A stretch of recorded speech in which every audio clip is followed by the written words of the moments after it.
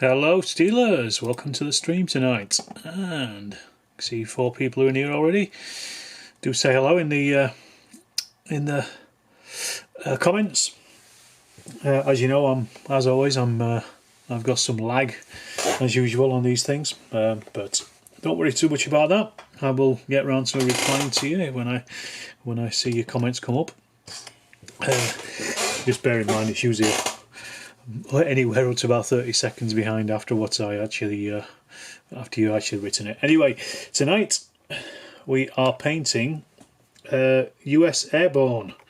These are from the Hit the Beach box set by Battlefront, which Aaron over at Project Wargaming, evening Steve, which Aaron over at Project Wargaming gifted to me after the Little Wars TV thing. I've already got a few of these kicking about. Let me see if I can show you on the old camera here. I've got quite a few of these kicking about already, because evening Terry, a friend of mine gave me a bunch of them. Let's just see. Sorry, I'm just trying to get. You can see them all there at the back of the painting table. Anyway, I've done one of them just for a video already, but the rest of them, there's about 20 odd, but the platoon in chain of command is quite small. I think it's only about it's two sections of about 11 men and then about a handful more, so it's less than 30, so it's quite a small chain of command platoon, but I just didn't have enough of them from the original box set to make up a full platoon. There's a few too many SMGs in here, because obviously if you like Flames of War, then you like submachine guns. So what I've done is I've already based them, I've started them as well. I'm doing it in the M1943 dark green coats. So this is US dark green.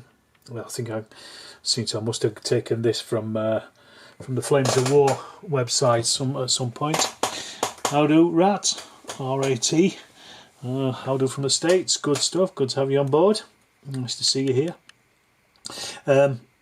So yeah, basically it's just because it just adds another layer, doesn't it? Another platoon is always useful, and as I say, because they're small, you can just use them. So basically, I'm just going to work my way through them. These are the guys with the heavy LMG, because they might be small, but there's a hell of a lot of firepower in these sections.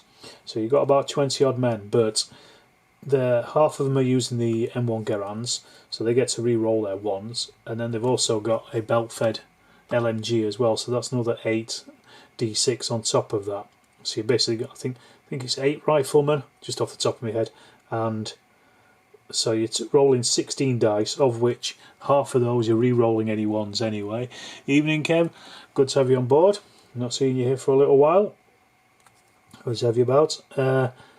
So yeah, they certainly pack a punch, even if they're quite small, and also they're elite as well. That's the other thing. So they're harder to hit, just in general. So instead of hitting, if they're in the open on a 4, 5, or 6, these chaps are being hit on a 5 or a 6.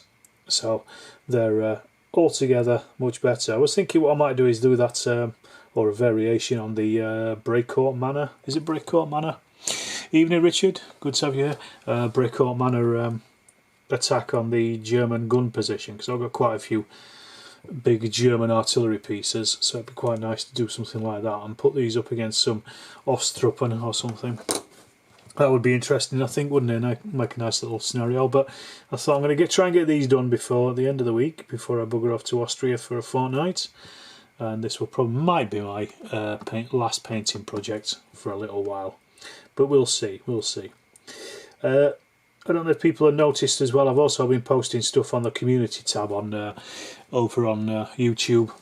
Go and check it out, some pictures and stuff. I've never really used it before, apart from just to put videos up, and then I thought, well, if you're already subscribed to the channel, you can see the videos anyway, so why would I post them there? So I just started putting up some pictures of stuff I've painted.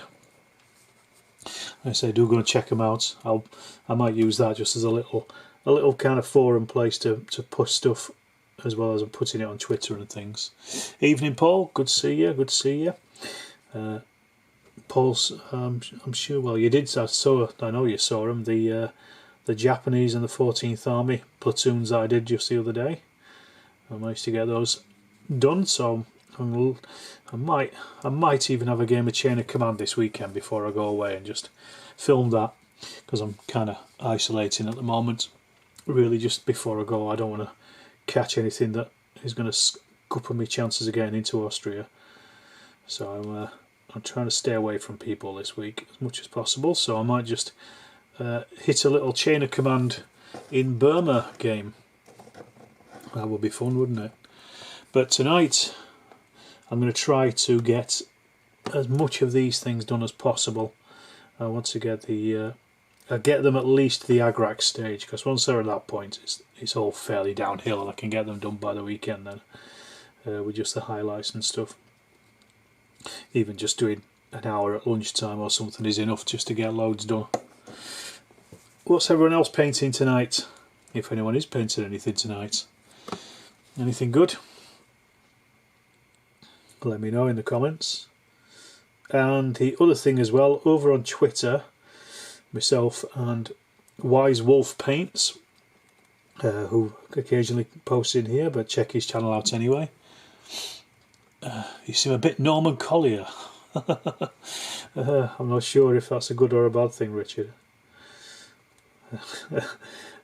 Do explain. We've decided to do a Terraintober, hashtag Terraintober, over on Twitter. Basically the idea is to everybody just make or paint a piece of terrain over October, hashtag it AK-47 Republic, good stuff. Hashtag it on Twitter with hashtag Terraintober. I'll find them all at the end of October and I'll compile them into a video. It's that simple, because I've got a couple of things I want to do this. I want to start making some. Is it my end? It might be, I don't know. I'm not sounding, I don't think I'm sounding any different unless anyone else is sounding. Working on your Spanish, good stuff. So I'm going to have the what am I doing with? So I've lost. So yes, I'm going to make a video out of it of everybody who puts in. So if you're on Twitter, jump on over. Currently listening at work. I'm planning on finishing up my latest colonial house and some more F&I later. French Indian Wars, I'm guessing that is. F&I, F-I-W. Good stuff. It's always good to see what everyone... Oh, sorry, Eric is on painting more 6mm Samurai, good stuff. Still painting for square bashing, great. I've done 700 figures and 27 vehicles since your live broadcast stars. Wow. Wow, that is definitely, that is a lot. Hi Ben, good to have you on board. Richard, hello from 90 degrees Virginia, working on some 6mm railroad track, excellent. Good stuff. Again, it's nice to see what everybody's doing. I can see we've got 10 people on board. Only 2 likes. Hit that like button. If you don't, I'll keep on at you at it. But yeah, check on the Terraintober hashtag over on Twitter, if you're on Twitter. And if you're not on Twitter, you should be on Twitter. It's an excellent place for wargaming at the moment. It's very good. If you go and find my my profile and basically follow the people that I follow, 90% of those are either military history, archaeology and wargaming, with about 70% of those being wargamers. So go and check them out, and there's a lot of people posting a lot of stuff, and it's a good old place if you just cut out all the crap from Twitter and concentrate on the wargaming part of it. One's got a big old gun. Sorry, I'm not holding the figures in the right place. Let me just get the camera back in place so you can actually see what I'm doing. Otherwise, all you're looking at is my what what you call it, wet palette. But I thought I'll do a cheeky live stream this evening. I've got another video coming for you at the end of the week, and another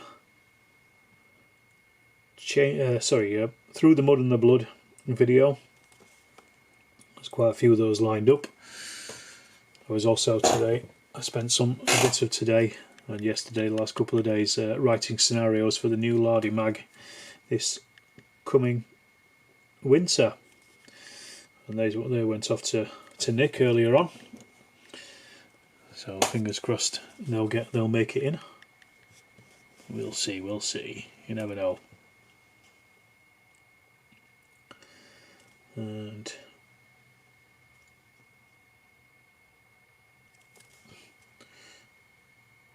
these are relatively easy to paint, obviously because they're 50mm, and there's not a great deal on the actual uniforms. It's pretty much green for everything, tunics and trousers, and then slightly different colour helmet, and then also their kit as well is I'm using green ochre for it, which I normally use on Japanese uniforms, but for these they're getting it on their canvas equipment and stuff, on their webbing and things, and that's almost pretty much it really.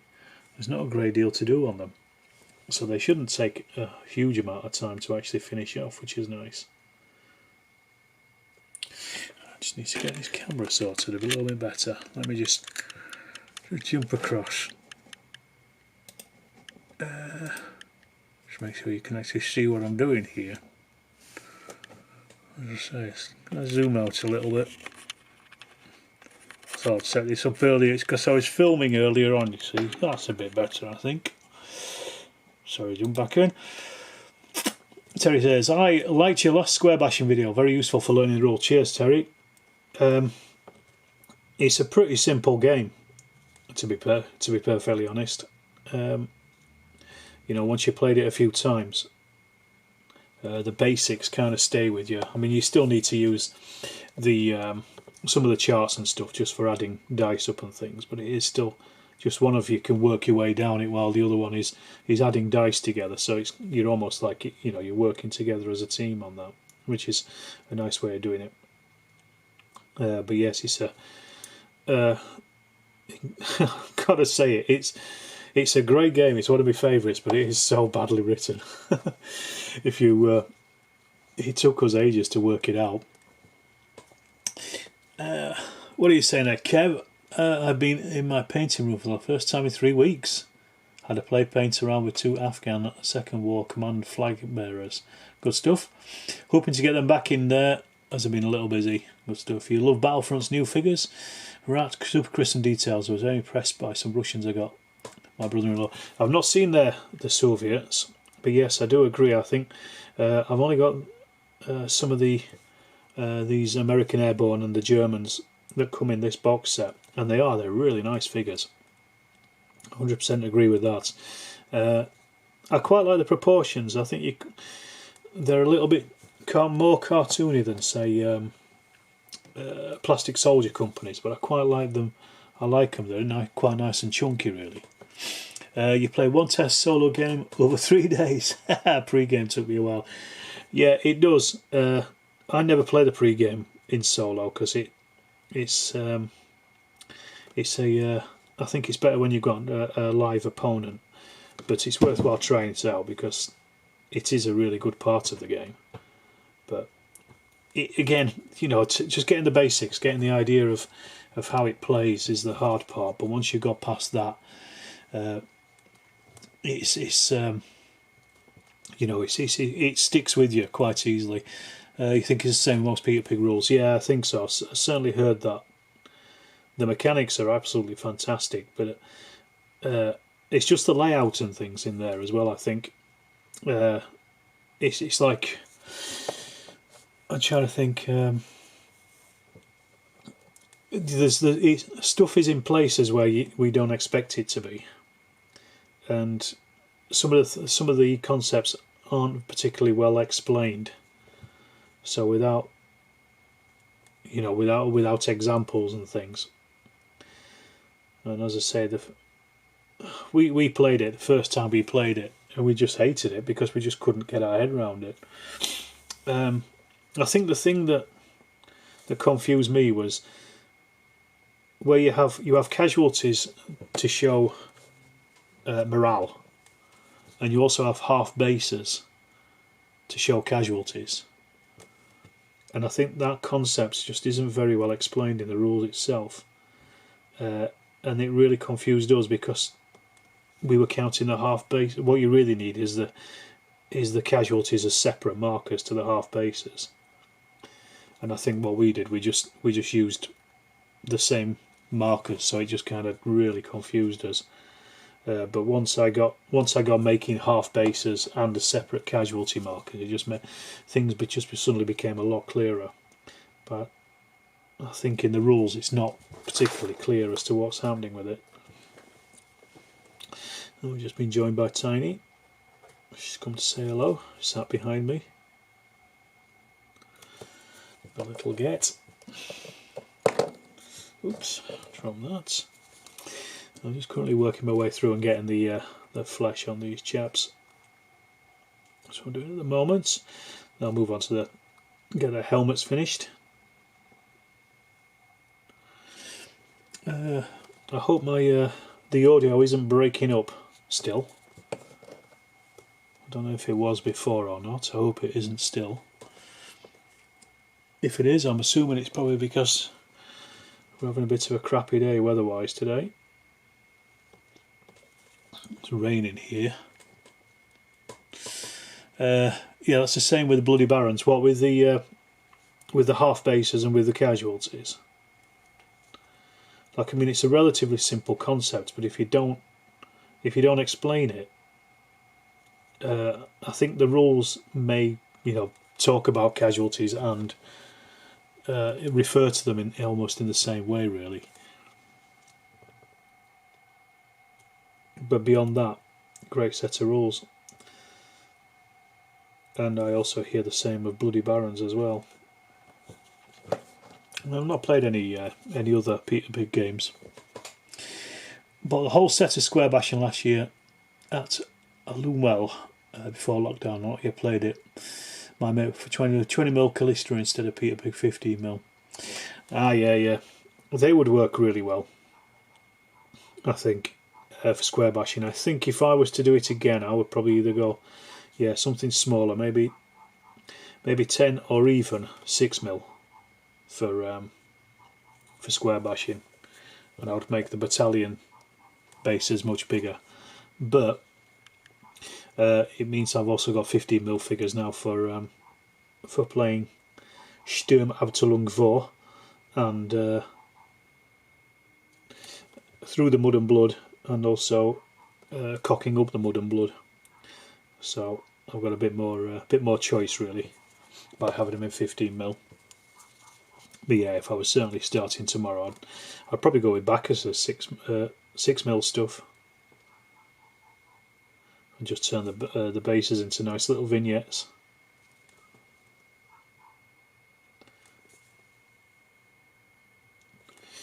Right, that's all there flashed up. I love both Bloody Barons and AK-47 Republic. Yeah, I've not played either of them. A friend of mine, he got into Bloody Barons because he said he wanted to do a wargaming period where he didn't have to think about anything, do any research, and just play a game that was good. And he got into Bloody Barons because of that, because you only have to paint a certain amount of figures and then you can get on with the game quite easily. So yeah, he very well recommended it. And I have Bloody Barons but never played it. Struggle with troop types medieval games. Yeah, I kind of do really. It's kind of outside of me. I went to the Towton battlefield and I was thinking about, oh, should I get some Bloody Baron stuff? I was kind of tempted by it, by just visiting the battlefield. But yeah, I don't really understand that period of warfare at all. I know very little about it. Anyway, we've got 13 people watching now and 8 likes. Come on, hit that like button, folks. Do me a favour. And check out the community tab as well on the channel. I mentioned it earlier. I would possibly do that as my mate has now sold 12mm before Christmas. Dear. It'd be a cheap way of doing it actually, because 6mm figures are relatively cheap, so it wouldn't take very long to put together a big enough force, even if you were painting 700 of them.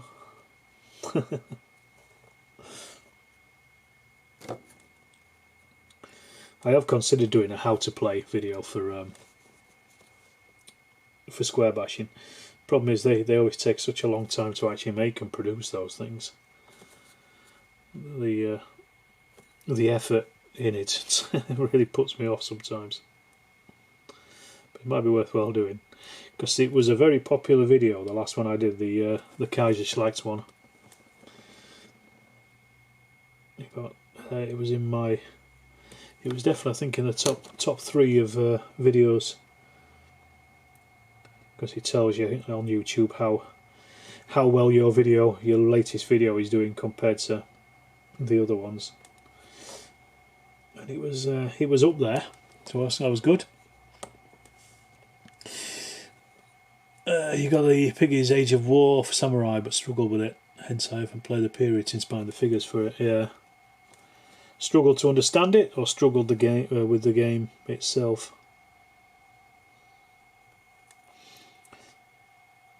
I think they just need more clearer explanations and examples in them. That's all. It is what it is, isn't it? At the end of the day.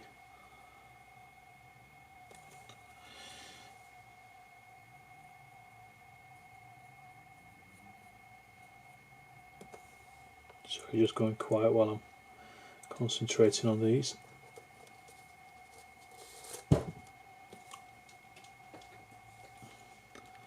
Just got to get some of the harder bits on these little tripods. They're not the easiest things in the world to paint.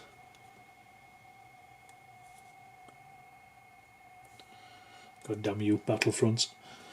There we go. I think we're done.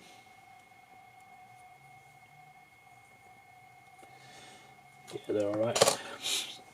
Right, so now, like I say, it's just helmets on these, and then it's going to be their equipment. I'm going to try to push it through and try to get them all done, because there's about 20 odd of them. Smokes with its clarity. Yeah, there you go. I mean, it's one thing to come up with good rules, it's another thing to actually write them so they're understandable.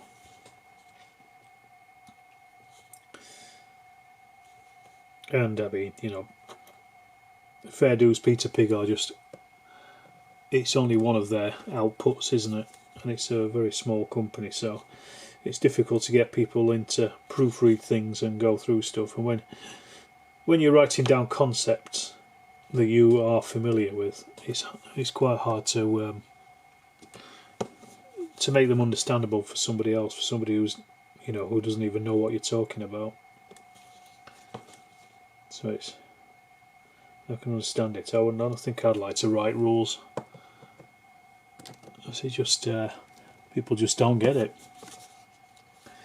and if you don't, it's like thingy, isn't it? Is it DBA, isn't it, where you've got massive lists of things that you can't do because there's so many people that will interpret rules in certain ways, especially in a game like that where it's very much tournament based. So you'll interpret the rules to win. So they had to clarify lots of the rules because people were doing that. I'm sure it's DBA that was like that. That is such a hard thing to read and to work out.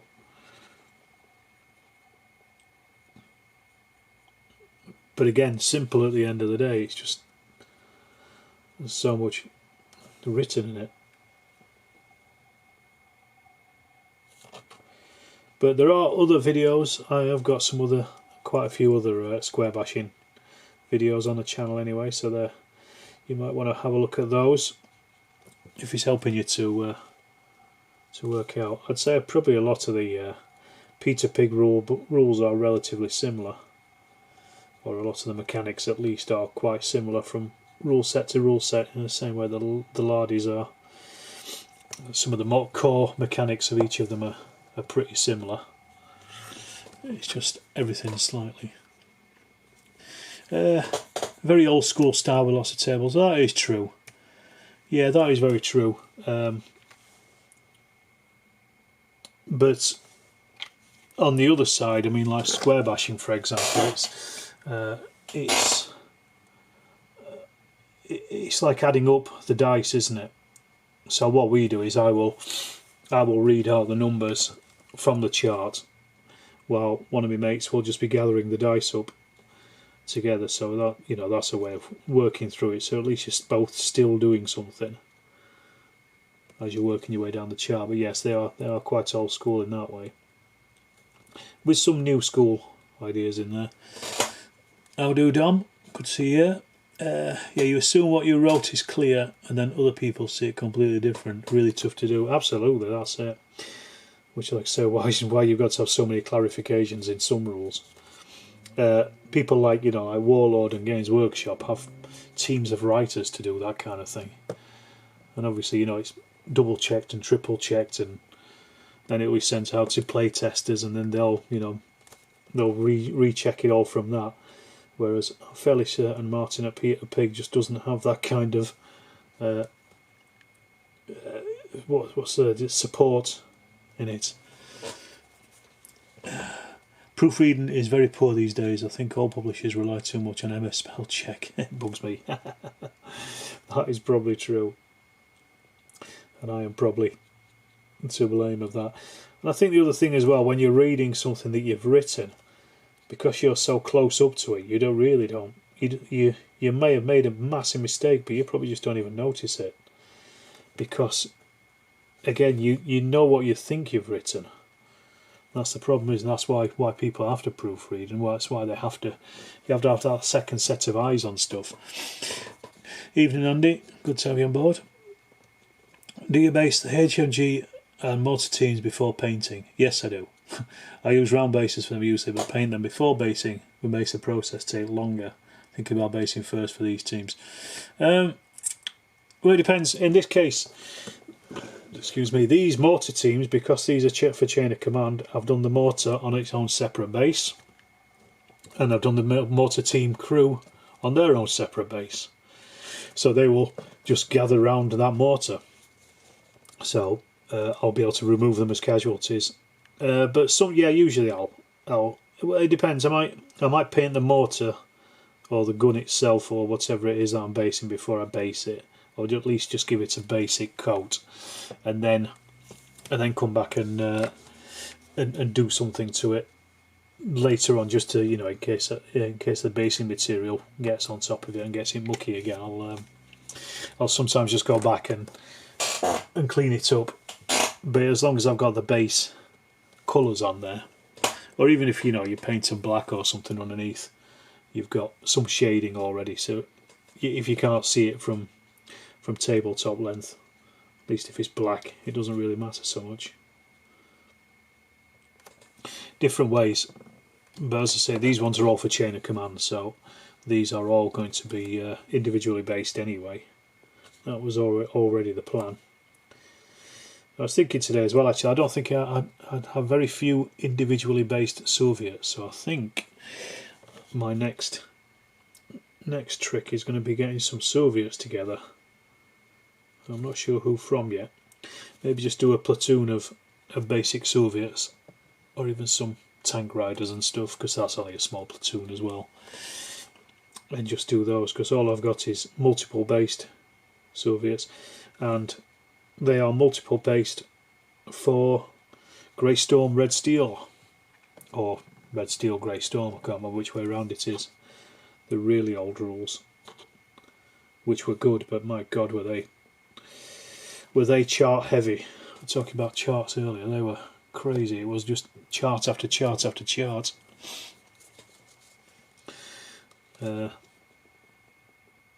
a very slow moving game, but I based all my figures up originally for it, and then we found Rapid Fire, which was obviously a lot faster,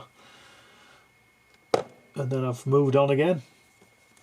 So I ain't been Shot Mum, then Chain of Command, and now O Group.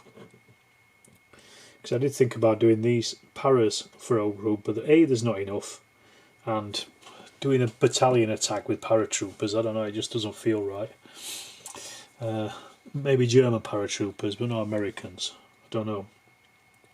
And before you tell me it happened, yes, I know it happened, but I always kind of Band of Brothers, isn't it? And that's the thing that always I always think of with American paras, and I want to do Band of Brothers stuff.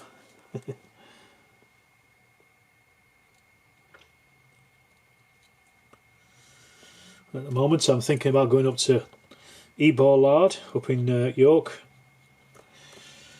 I asked John if there was any places left over. There's a couple left over, so I might make it up to that.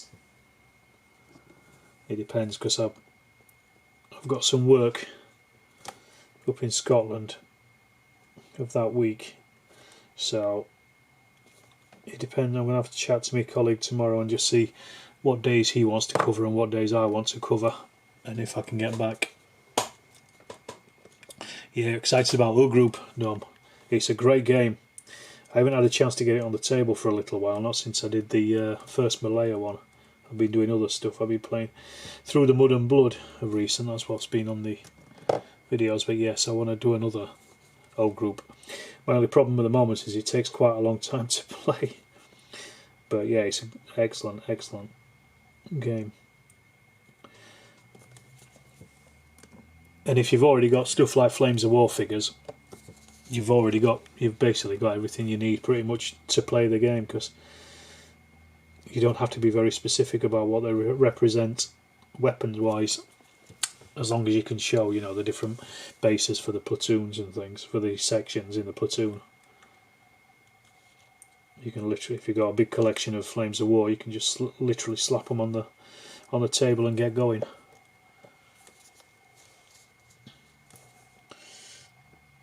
And I've always liked higher level games, which is why I've always liked Rapid Fire, even though it's really feels more like company level than battalion level, which is good because you can literally just swap all of the scenarios for it over to I Ain't Been Shot Mum.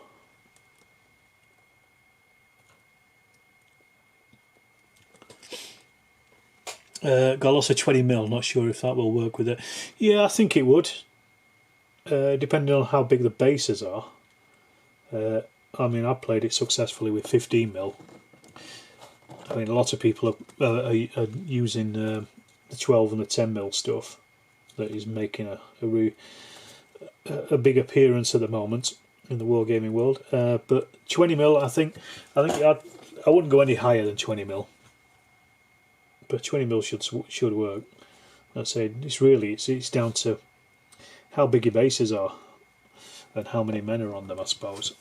Because I use the small size Flames of War ones. So these chaps here, usually with about 3 figures on. What lard is on? I don't know what you mean, J-Mac. Oh, you're asking which, when I was talking about Eborlard. Eborlard is the one up in Harrogate. John Savage is the man there. I think he sounds like he owns a pub or something, from what I could tell from his message. And there's also Steel Lard as well, he's coming up in November. I think they're the northern ones. Right, time for boots. Boots with chocolate brown. There we go. I'll get the boots out of the way quickly because I've got some pathological fear of painting boots, I don't know why. Had them all for rapid fire, so I'd have to group them up. Yeah, I'm sure it would work. Yeah, rapid fire is supposed to be 20mm, isn't it? Oh, I did the usual and just went with 15mm instead. Andy will be still lad. Good. I'll get to meet Andy. That'll be nice. I'll be there as well with camera in hand. Getting some filming done. It was a good one last year. Oh, 2019 is the last one.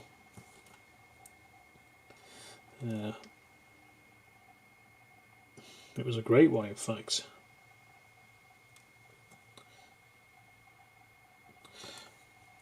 So I'm assuming this one will be as well.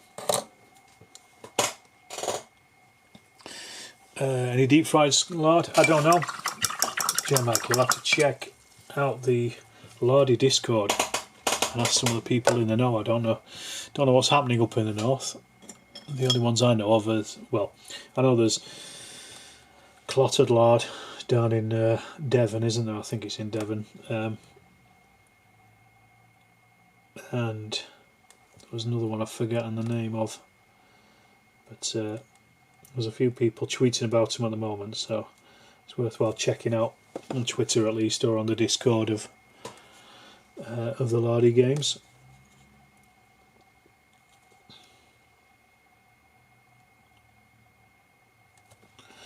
Am I right, Dom, in thinking that the Plastic Crag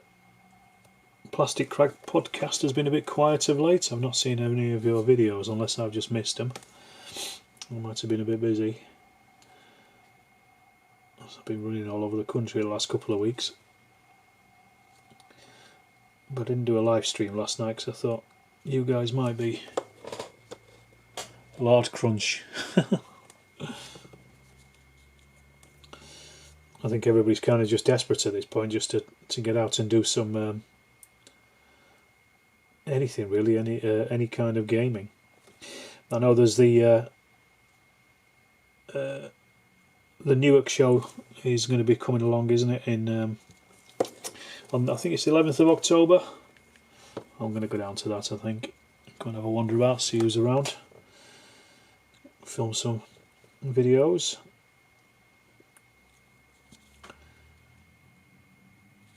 That's just before I go off to work in Scotland, because one of the guys at the club I go to, he was suggesting that we put a game on, because they were looking for, I think they were looking for people to put games on, and I said I would do, but I'm going to be going up to Scotland the day after, so I don't really want to, or I might even be going to Scotland that day.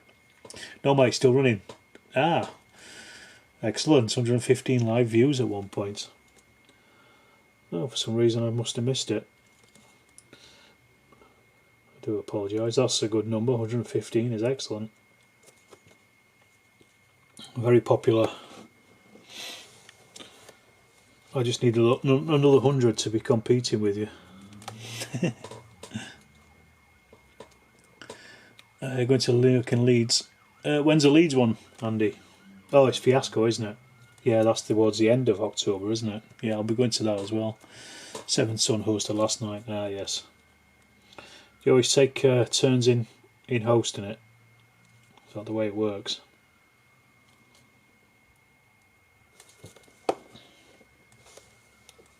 You get some good guests on there as well.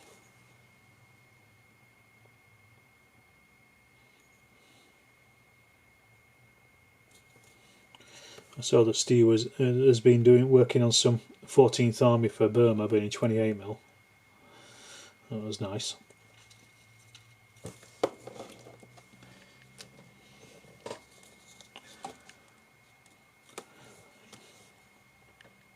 Nearly there. I'm going to work my way through them.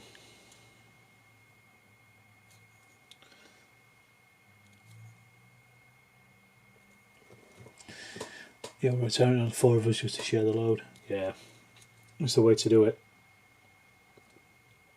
What got you started with it? That's the question.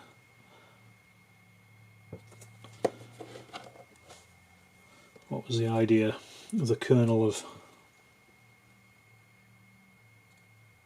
interest that sparks it all off. So you've been going for a while, haven't you?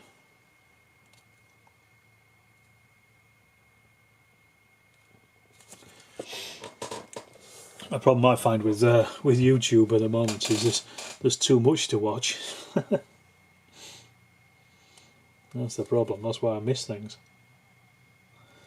If you spend your entire day watching everybody's videos output, you still wouldn't have seen everything, would you? Hoping to get to the Newark show. Not been into Partisan for a number of years. It's always good show, Partisan. I like it. Doing 28mm US paras and a couple of late war Germans. Good stuff. Joining the para crew.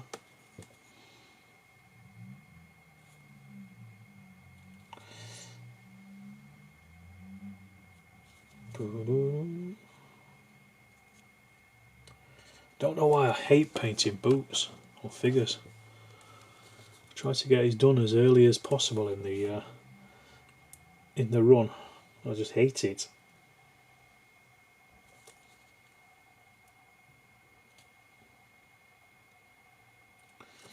I was considering going down to the club this Thursday, but I'm going to give it a miss. It was closed down the other week because there was a COVID infection, and thankfully most of us tested negative, but it's been closed. Well, they were there last week, but I just don't want to risk it because I'm going to go and see my wife for a fortnight, and I don't want to get stopped at the airport and told to turn away. So I'm not going to go down this weekend. I'll wait till I get back. Ken contacted me at the start of the first lockdown and asked about collaboration. We thought a stream would be a good thing to keep us, but gamers talking about the games while we couldn't play. Yeah, very good idea. They invited Steve and Martin later. Good.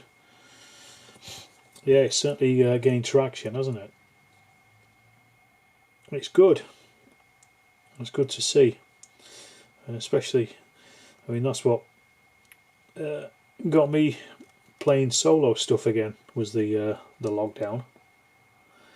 Just doing a video on how to do solo wargaming, and then I thought, well, if I'm talking about it, I may as well show how it's done, hadn't I? Because I used to do a lot of solo wargaming when I was younger, but it kind of dropped off in recent years. And I've forgotten how much I enjoy it. And then the videos have just been a hit from there on, really. And it's still a lot about your best friend tells you at the moment, and take care, man, and be careful. Yeah, there is a lot about. Yeah, one of my gaming buddies and his missus, they've both been down with it as well for the last couple of weeks. So again, I don't really want to go near him for a little while. You've got a problem with World War II rules boasting divisional level play. They then tell you to use platoons for manoeuvre units. Oh yeah, I agree. It should be a lot more abstract at that point, shouldn't it? Yeah, solo is a good way to learn rules. It certainly is, because you can just iron it out and you can just sit and read the rules for half an hour and nobody complains.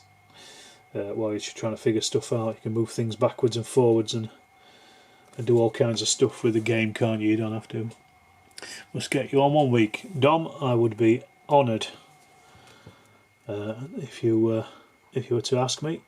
I'd be more than happy to go and join you in a painting session.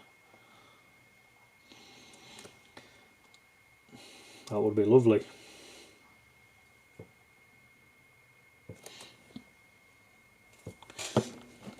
Always open for invites, so you know, just give me a shout whenever. Obviously, as long as I'm free, but I generally am most evenings at this point. When you get to Vienna, check out a bar called Frank's, a nice little place with a good selection of food and drink. Okay, I wonder if my wife knows it. Whereabouts is it? Because I think we probably will be going out for a couple of drinks and a couple of meals. I'm fairly certain of it, having not seen her for 8 months. I'm kind of desperate to have a little bit of romance in my life.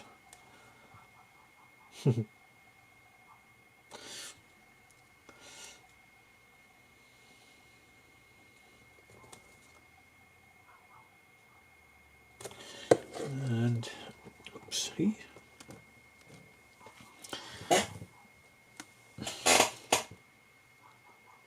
Nearly done this horrible bit. Oh, just get past me these boots. How long have we been on tonight so far? 45 minutes. Doing alright. Should I do the webbing? I don't know if I'm going to get them all done tonight. I could do a very long stream, but then I'll probably go blind or cross-eyed or something. There's only so much I can do sometimes. The problem is once you've got the paint out of the pot, you want to just carry on with it, don't you?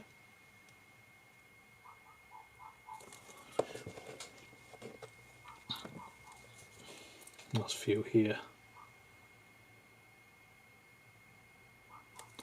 Yeah, I'm gonna paint the webbing, and I'll see where I am then,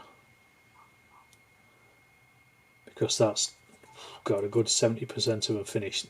Well, 70% of the block painting finished.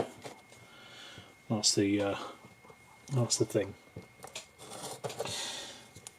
It's just there's quite a lot on the webbing, and I'm just looking at what I've done so far.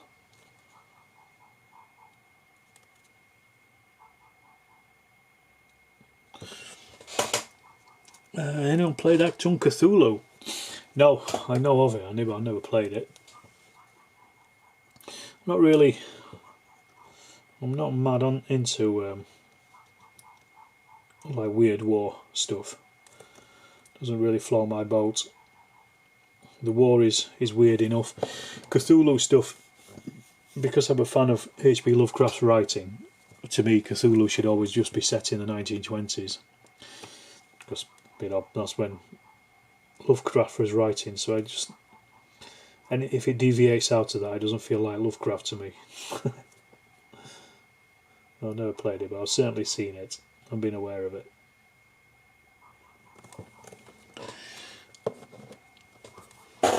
Secret Nazi scientists and all that, isn't it? Like some Cthulhu, I'm assuming. Right. What do we think? It's only 8:15. I could do beige brown on the guns. The only problem with doing the webbing is it's not the backpacks and stuff, it's just the straps and things. So what I could do is I'll tell you what, let's go mad, let's do it. World War I Cthulhu. No, even worse. Even worse. The First World War is sacred to me. It's a sacred cow. I don't think it should be messed about with. The thing is, from my point of view, at the end of the day, I mean, you can play what you want. They're your toys. Push what you want about a table. It doesn't matter, does it? But to me, I think, historical periods are interesting enough just for the historical point of view. There's so much you could learn about the Second or the First World War without having to add any fantasy elements to it. And the history itself is just interesting. I don't understand why people like that kind of thing. That's what they're into, isn't it? Discovered 2-star general, free hex-based system that uses company manoeuvre units. Okay, I've not heard of that. Free is always good. I was actually looking at 2-page rules the other day. I was looking at their Grimdark Future rules that are free, which are basically 40k stripped down. Just out of interest, I'll never play the game or anything, but I was just looking at them just because a lot of people are talking about. Have I seen the trailer for War Below? No, I might have done, and I think it just passed me by. I don't really like First World War films, because I get enraged by them. That said, I was watching 1917 the other day, and I was just enjoying it as a film rather than a historical piece.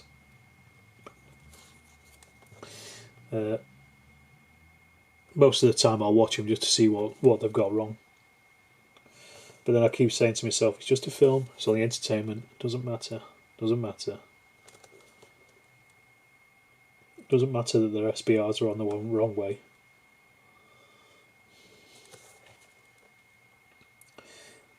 I think with stuff like that, with things like that, with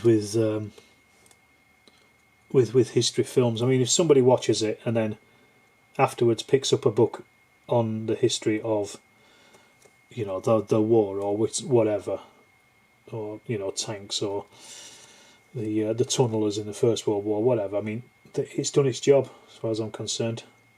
It's entertainment. And then one person at least, has gone away and looked into it a bit more. You agree with me on the history, Dom? Yes, thank you.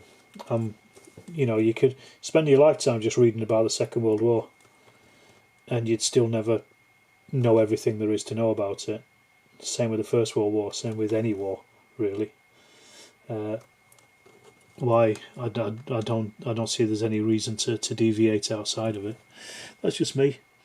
What's your favourite wargaming period? That's a hard one to say. In my heart of hearts, I would say it's the First World War, but I do a vast amount more of the Second World War, so practically it is the Second World War. Closely followed by the First World War, closely followed by the Napoleonic period. But then, as I've said before on this stream, they are pretty much the only ones that they're the only periods that I actually play, apart from Star Wars and Judge Dredd and board games.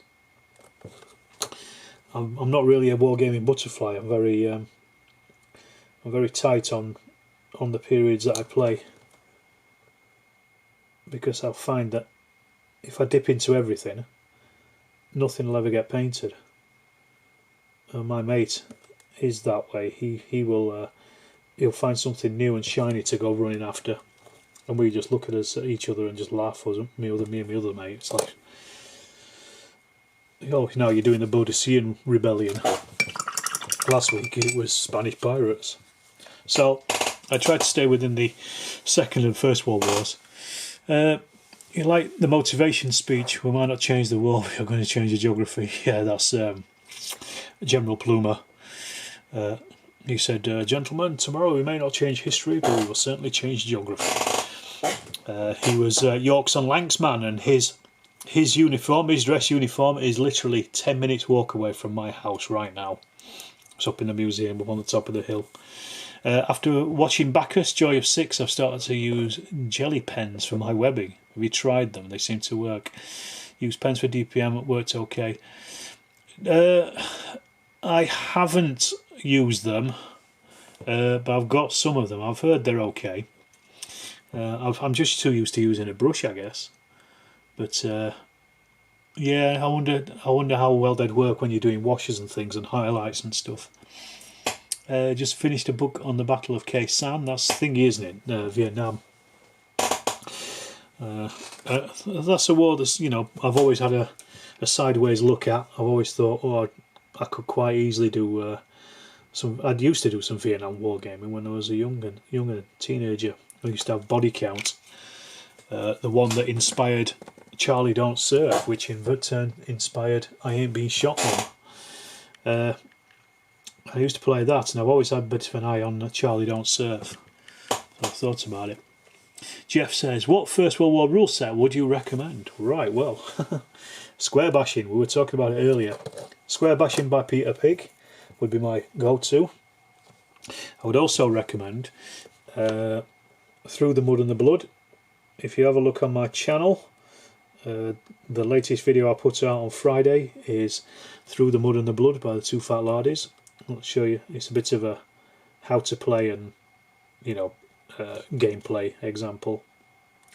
And you can also play Cocking Up the Mud and Blood, which is a chain of command version of Through the Mud and the Blood, and that can be found in the Lardies.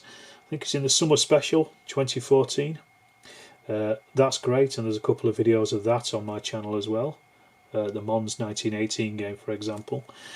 And also recently I remembered that I got the Sturmabteilung Vor, which is in the 2007 Lardy special, summer special, which is a First World War adaptation for I Ain't Been Shot Mum, and I played that and it was excellent, really good.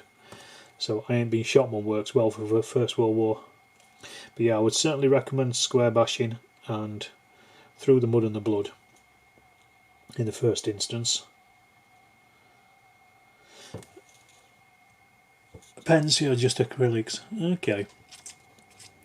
And is Vietnam's your next favourite period? Yeah, 50mm Vietnam's your biggest collection, Paul. What would I use for small scale trench raids? Well, probably Through the Mud and the Blood, to be honest, because that's skirmish level. It says largest skirmish, but you could use that quite easily, or even, as I say, the chain of command version of it, which would work well for skirmish level stuff because you don't need more than a platoon. I don't know if I'm allowed to say this or not, but Ivan Sorensen may or may not be working on some First World War rules as we speak, and they will be small scale skirmish, so they will, of course I'm not allowed to say this, but they will be a good set of rules by the look of them.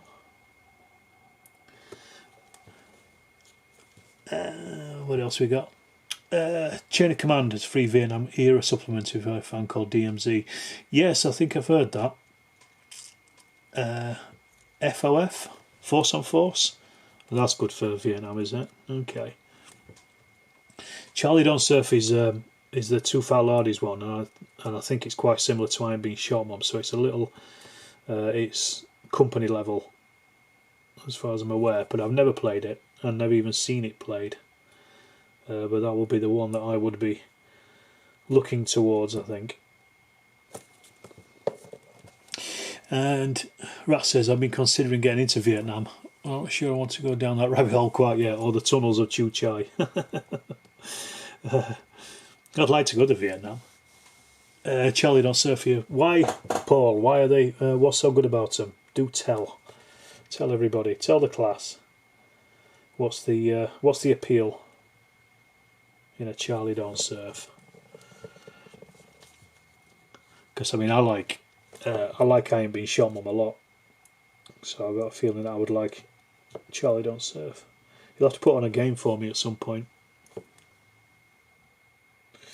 You and Neil, and we could take the piss out of Neil all day.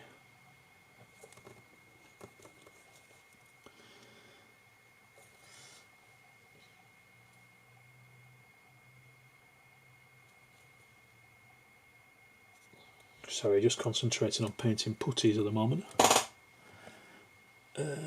Is the World War I rule set by the company that made Flames of War any good? I think it's called Great War or something like that. I really don't know, Jeff, to be perfectly honest. I've never played it. I've never played Flames of War either. The closest I've got to playing Flames of War was reading the rule book that came with this box set I'm painting these figures from.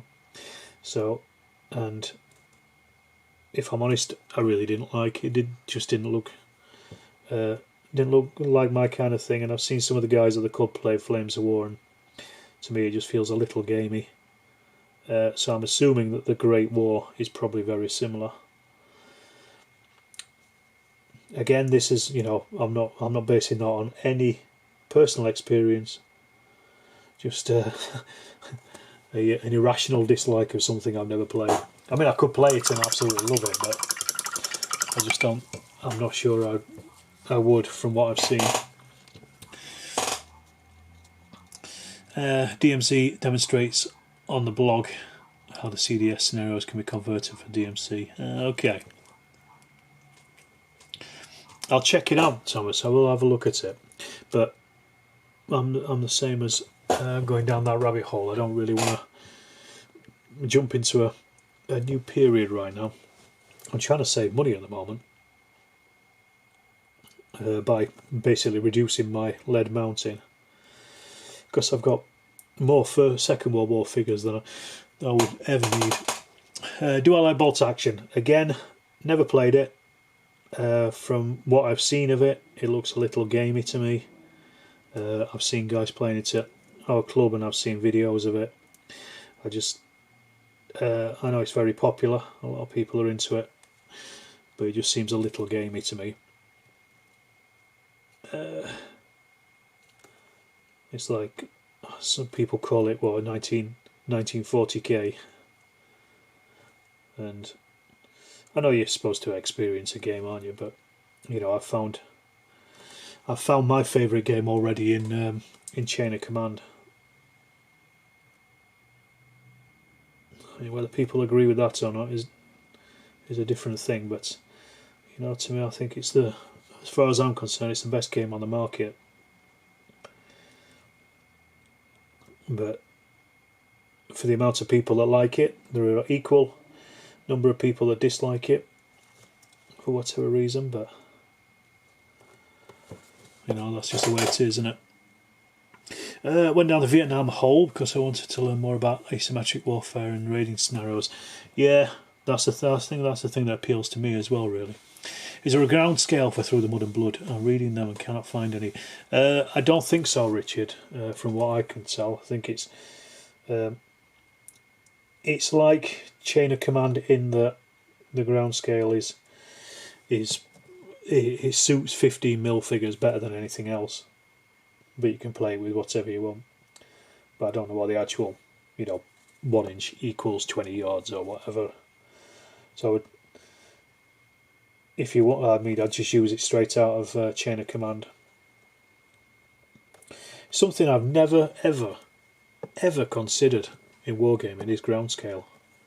It's just something that never triggers with me. I don't really care about it. You love bolt action personally, but it's definitely a game with historical flavour, but fun. Well, that's at the end of the day, that's all you can ask from something, isn't it? If it's fun, if you enjoy playing the game, then that's it. You know, there's plenty of room for everybody in this hobby. And as I say, I think I love Chain of Command, and I know there's an equal amount of people that just think it's trash. But absolutely personal preference. It's like when people say, what's the best Napoleonics rules? Well, I can tell you the rules I like. Can't tell you if they're the best ones. I can tell you which ones that I think are the best, but that's just personal. But what I like about Chain of Command is I like the amount of friction in it, and the fact you can't do everything at once, and you have to think about it, and you've got to use your leaders at the right time to do things, to get stuff done. I really like that. I like it where games take where friction is the word, where it just shoves it in and really banjaxes all of your plans all at once. I love that kind of thing. I don't like being able to do everything. That was the thing I didn't like about rapid fire. It's like it's your turn. You can literally move everything. Everything can move and everything can shoot, and there's nothing stopping it apart from a reactive fire shot. Cold War Commander is my Vietnam rules I use. I like the combined arms. Okay, Eric. I know the name of the rules. Never played them though. I'll probably say that about a lot of rules. I know the name. Never played them.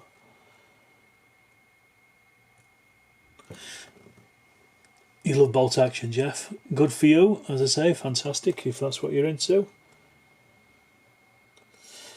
It's somebody playing historical war games. Doesn't really matter, does it? As long as you're playing them.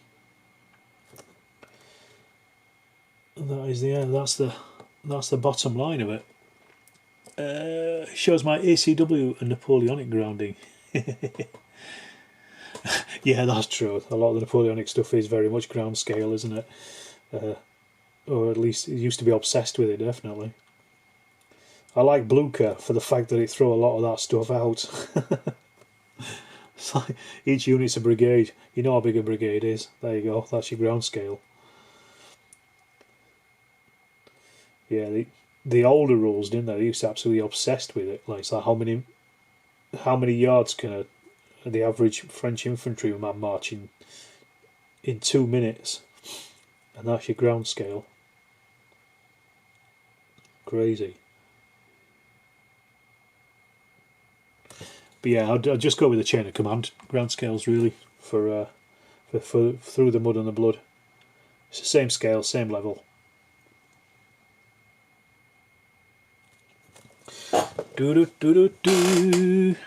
Have I tried Fireball Forward? No, I haven't. Again, I've heard of them. I have. It's your man who's appearing on a lot of the Little Wars. Mark, I think he's called, isn't he? It's his set of rules. I do keep meaning to have a look at them because they have a pretty good reputation actually. But I don't know what the basing's like. I'm assuming I could probably just use whatever I've got. I don't think it's going to be too tricky to work for it at company level. But yes, I've not actually seen any reviews of them. I know Little Wars I'm sure they've played them, or at least they've talked about them. They may have got a review and I may have missed it.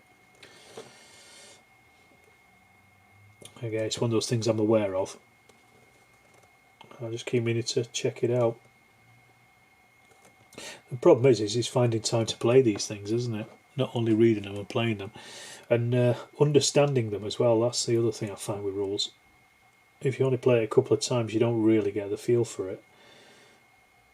It took me, to go back to Chain of Command, it took me a long time for it to actually click. And even now, I'm still, still stuff that I'm learning in it. Tried a Vietnam variant of COC. Found it on the tabletop CP failbook. Okay, yeah. I'll check in there then. I'll see if there is. Your club's enjoying them a lot. I think your basing is fine for it. Cool.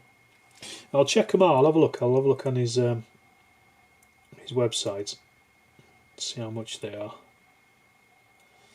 But yeah, they certainly have a good reputation from what I've seen. That might just be on the Little Wars Discord channel. You get games that reflect actual War II combat reports. Okay, well that is something.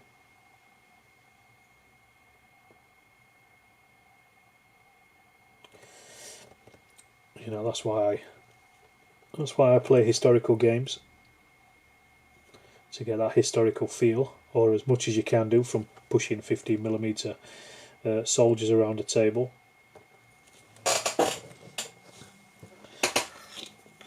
Well, I'm breaking the back of these, so I'm going to keep going. I'm going to it for an hour and a bit.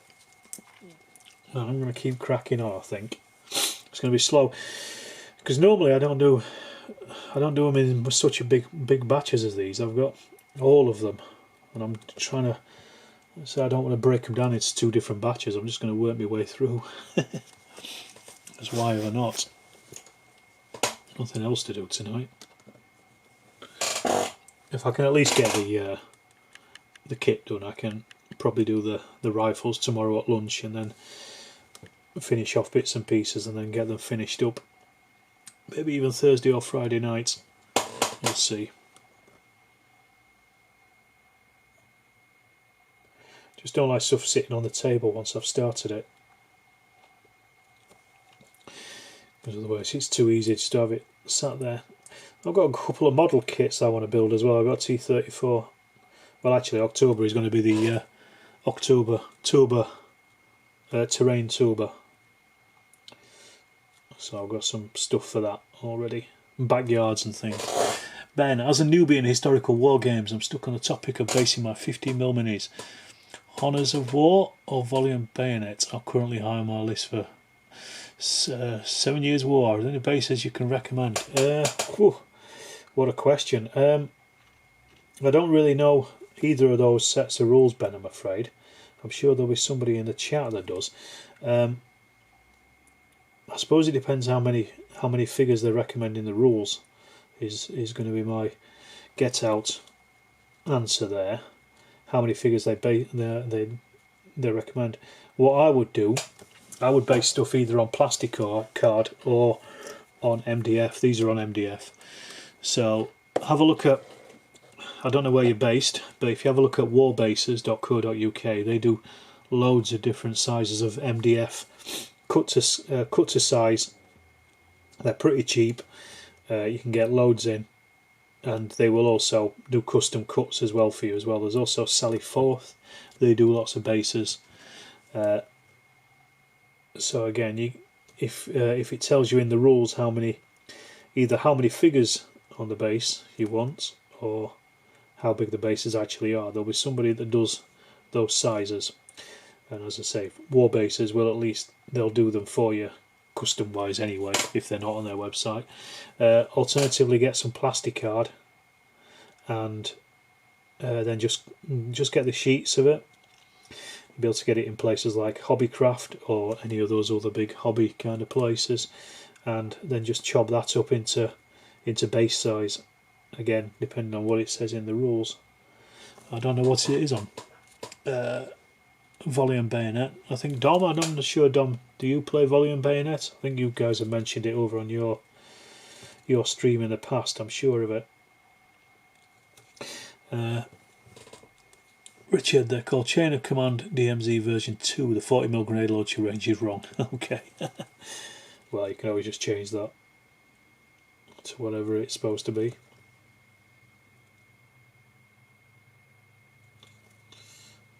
I wouldn't even know what the grenade launcher range is.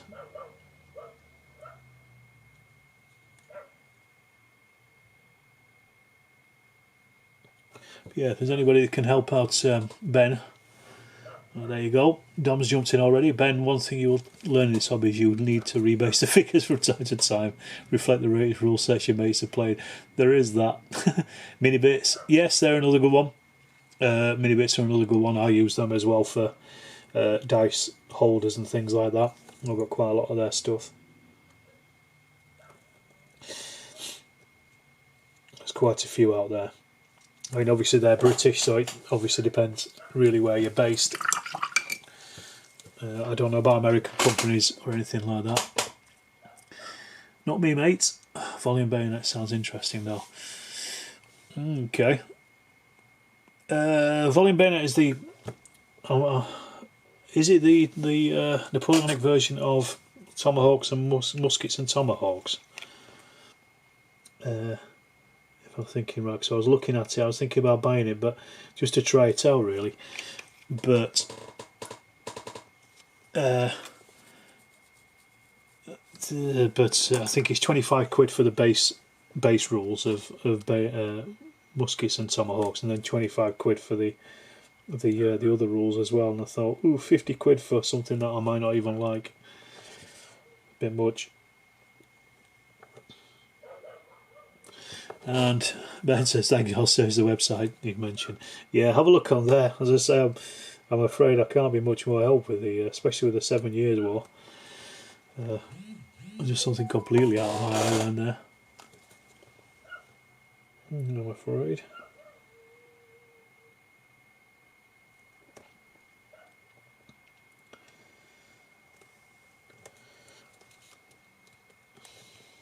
I'm not going to do many more of these.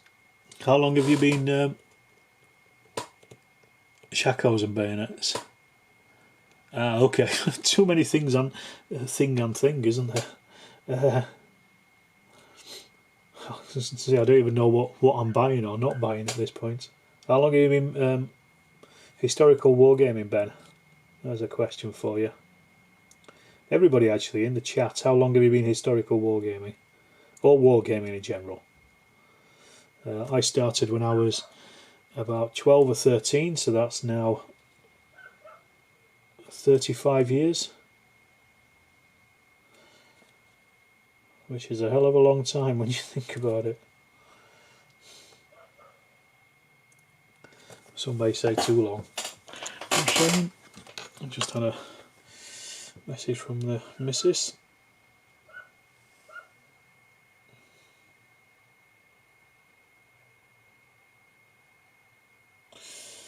So good night.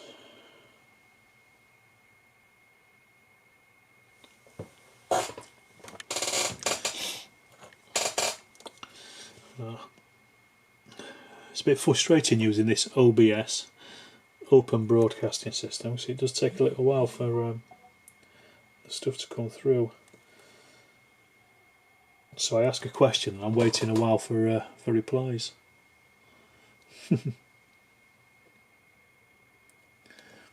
35 to 40 years for you. Amazing, because you're just 30. Yeah, I think I'm 31. Gaming for 40 years, Steve. Blimey.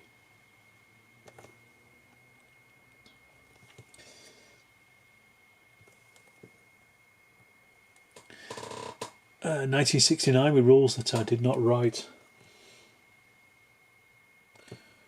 That's going back some.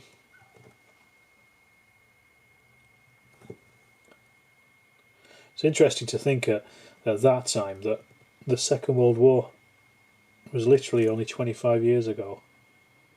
In the same way that the First Gulf War is now coming up on 25 years ago. Strange, isn't it? Strange how time works like that.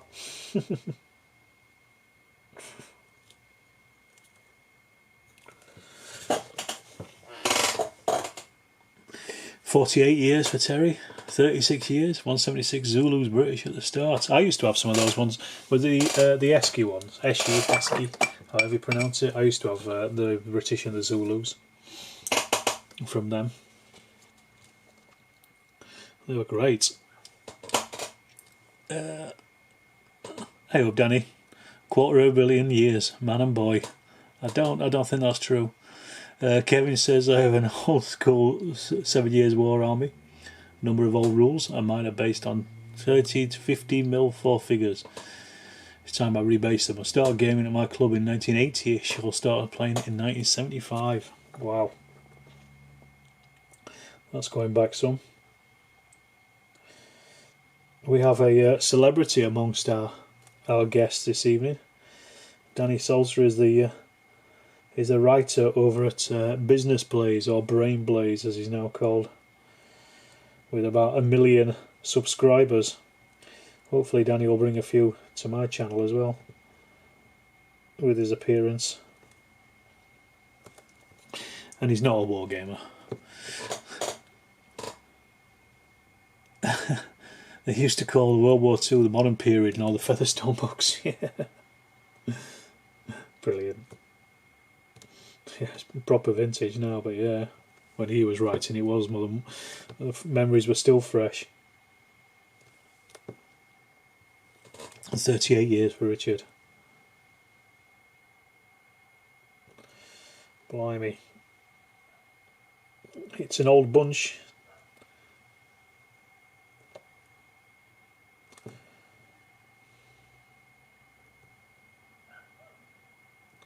Good to see we're all still at it. That's the best thing about it.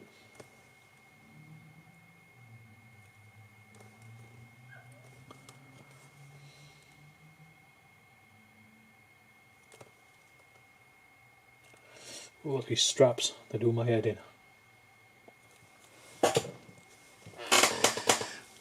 Started with Grand Manor. Well, yes, you definitely want to be knowing about ground scales with that, don't you?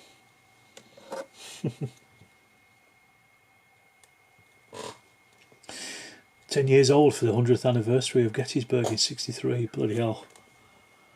That's aging you, isn't it? That's crazy.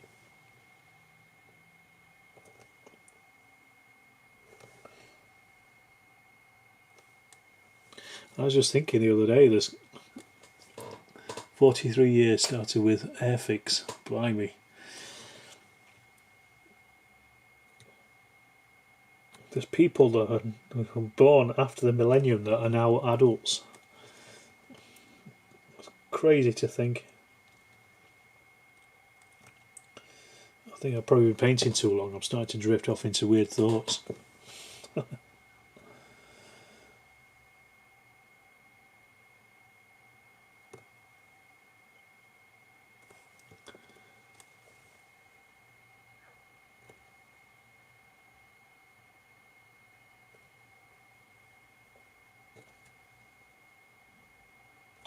So I'm just concentrating. This guy's got a lot of stuff. MDF or resin buildings 15mm, and do they mix well? Good question. Both. And yes, they mix well. Well, it depends on the manufacturers and what the buildings are. But I have a mix of both and scratch built, and they all mix pretty well for me. MDF is obviously a lot cheaper and you can do a lot more with it. You can obviously get inside it and stuff, open it up, which is always useful, depending on what game you're playing, of course. Resin, a bit heavier, a bit chunkier. But yeah, I mean, if you're prepared to do a bit of modelling and detailing on your MDF buildings, some of them can look fantastic. I tried to make a bit more of an effort with them than just the basic stuff that you get in the kit. Kevin, first set of rules was H.G. Wells. Well, when it was first produced, Kevin, Little Wars. Was that 1912 or something? They used to have that in the Rotherham Library. I certainly read it. So I think somebody who worked for Rotherham Library must have been a wargamer, because there was quite a big selection of wargaming books in there, which was one of the things that got me started. I had all the Donald Featherstone stuff and Stuart Asquith and Charles Grant, all those books were in there. And so there's quite a collection of it for some reason.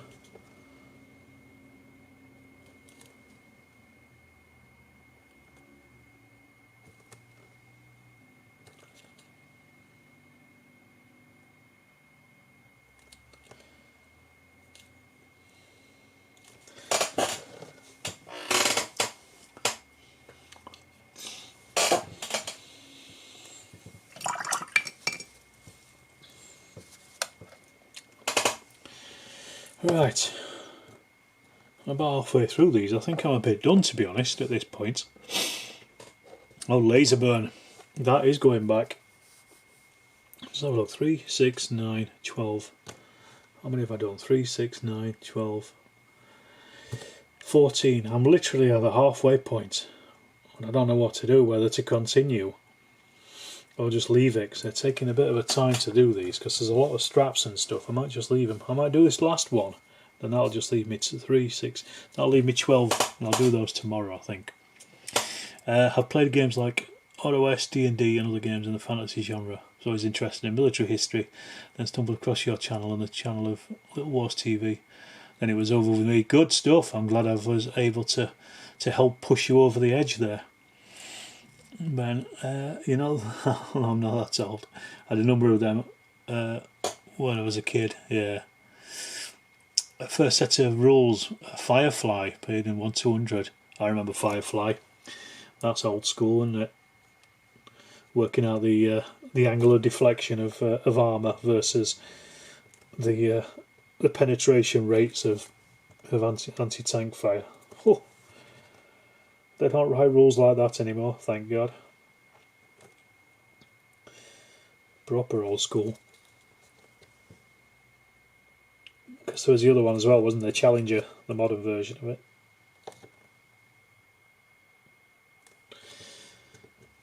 Can't remember ever playing them, but I certainly read them.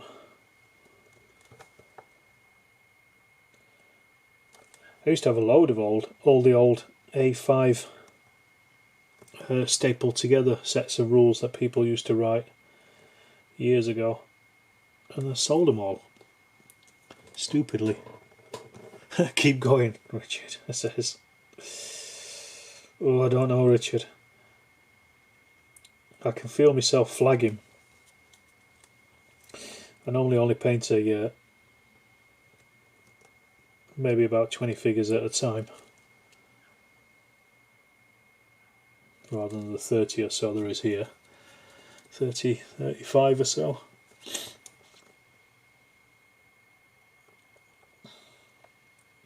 I don't know if I can push through.